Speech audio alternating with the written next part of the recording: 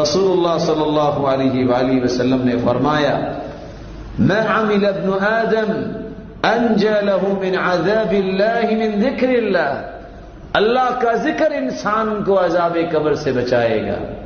عقبہ بن عامر رضی اللہ تعالی عنہ روایت کرتے ہیں میں نے اللہ کے رسول صلی اللہ علیہ وسلم سے سوال کیا قلت من نجا، نجات کس میں ہے؟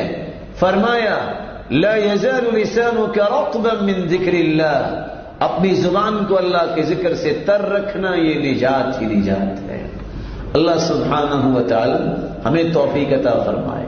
اور یاد رکھنا انسان اپنی زبان سے خود پوچھ سکتا ہے کہ اس کو اللہ کے ساتھ محبت کتنی ہے۔ اگر دنیا کے تذکرے 24 گھنٹوں میں زیادہ ہوتے ہیں تو پتہ چلا اس کی دنیا سے محبت خالص ہے، اور جس کی زبان پہ اللہ کا نام زیادہ آتا ہے اسی کی محبت اللہ کے ساتھ خالص ہے۔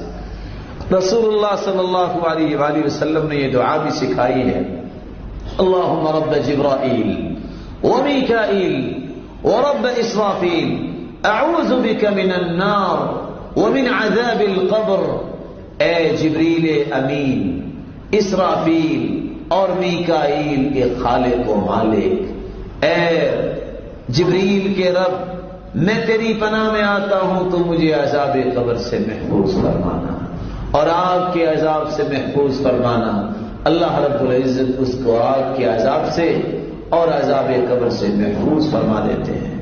میرے بھائیوں، رسول اللہ صلی اللہ علیہ وآلہ وسلم نے فرمایا تھا لمثل هذا فاعدوا، موت کو بھی یاد کرو اور اس قبر کی تیاری کر لو۔